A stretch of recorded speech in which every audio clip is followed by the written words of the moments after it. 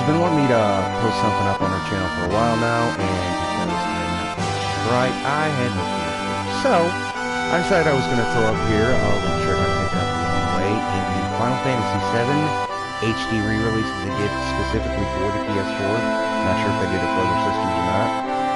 So, quick rundown, we are currently outside of Junin Harbor, which is right after you do the optional Eagle's Nest battles. Now, the time that this little grinding trick opens up is right after you get the buggy from Koryo Prison. Now, the trick with this is you can't just get off the buggy and go into the town on the other side to get on the ship. You actually have to ride the buggy into the town. Same way when you're here, when I'm ready to go back to Costa del Sol, what you have to do is you actually have to ride the buggy into town so you can take it with you. For example, if I leave the buggy sitting there and get on the ship just from running into town like this, then my buggy's going to stay here. So, in order to get back up there, once you got, all this jizzy jazz done, first you go up here to the elevator, which now is actually open, but it costs you 10 gil, no big deal. Now,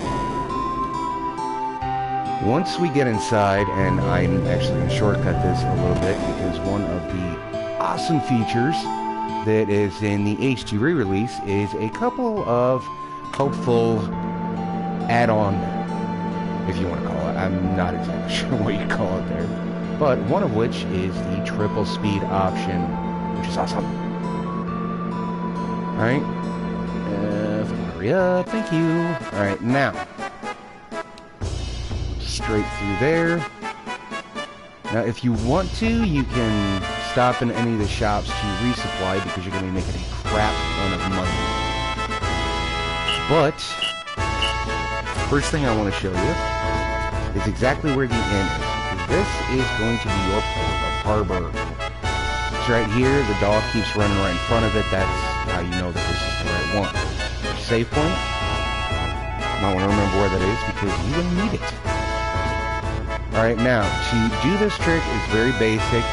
All you have to do is run back to this little middle alleyway right here. Go up to the red switch that's on the wall, hit it. You know you actually hit it if it starts flashing red like this. Now, when you're running around in here, your encounter rate is relatively low. Now, something that I did but something that I did is when I had the opportunity to go back because of the 30 of the GP that you can earn from doing the Moogle minigame and the Gold Saucer, I used that in the battle arena to gain enough points to get the enemy lure material. It does make this go a little bit quicker. Now, basically what we're doing here is just a whole bunch of levels. And the reason we're doing it is because of materia. I'm not really worried so much about levels as I am materia. Like I said, I have been grinding in this place for about 5 hours, give or take. And these are where my levels already stand at. And I've already got the second level 3 of all 3 of my characters' limits, rather. So, it's not really a huge issue as far as levels go. Now, this is the reason that I'm doing this.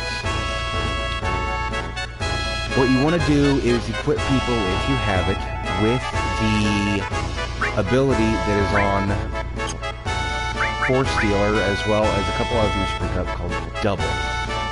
Now, fairly obvious what it does, it doubles the amount of AP you run. So, for example, the majority of enemies that you fight here that are one at a time, they grant you, I think it's approximately 80 AP per battle. So that'll bump that up to 160. Now what I did was I used my battle points to get the enemy lure material to make it run faster. It costs you a -1 on your luck, but that's really not much of an issue if you equip the Chocobo lure materia, which has a +1 to your luck to balance it right back out. Now, on my enemy skill materia, these are the skills I have so far. The main one that you're going to want when you first start doing this is Beta. Beta makes this so much easier. Once you get up to the level that I'm currently at, mostly you can just swing and kill them. But early on, you are going to want to hit hard and fast. Now, we are doing this to grind for specifically our all materia. The reason we are choosing to have that one in all of our double slots for what we have is because of the fact that an all materia has a very nice little bonus to it.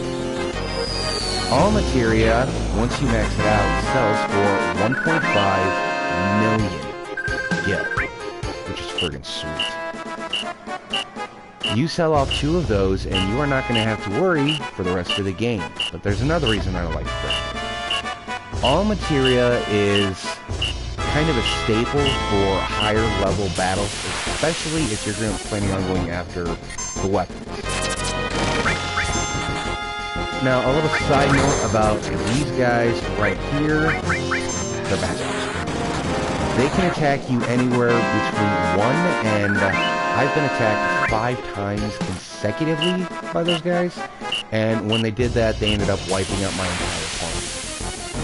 So, I just want to throw that out there, that way you can kind of be aware of what's happening. You know, if you can't figure out, okay, well, why is it non-stop? It's because of the fact that those guys have an obscenely high rate of speed. That, and they are actually some of the first enemies that you can encounter in the game that have a consistent ability to counterattack. That is what half of the damage you're probably going to be taking them is from. It's actually from the counter.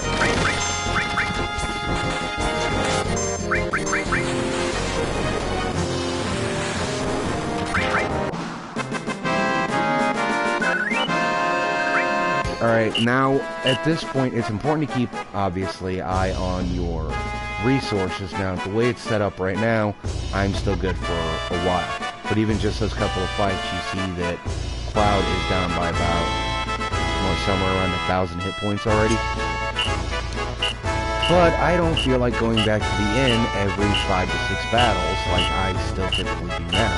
So, I'm going to use another one of the helpful little bonuses that they build in. That's the one that you hit by hitting the right stick. What it does is it always has your limit drive gauges completely charged up. Which, if you combine the 2 abilities that the game gives you on the screen, which is the triple speed and the, I believe they call it battle assist.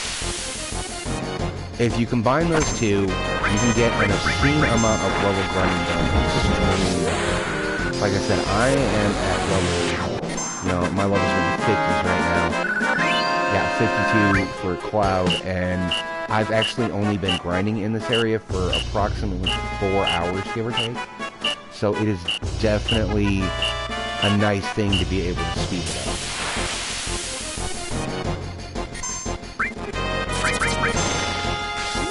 Incidentally, this is actually how I also got Arthur Link breaks so quickly. Well, that, and I have another grinding spot when I first get Aerith in my party. I like to grind with her to get her level 3 as quick as I can, because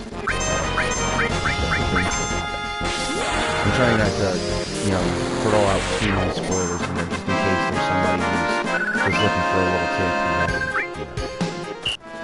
actually play through the full game. Don't want to drop any spoilers in case you didn't know.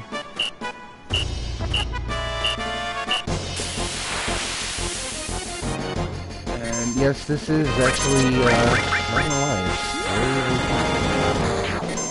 But, just from, this 10-minute video, you're seeing how fast all of this is, leveling up.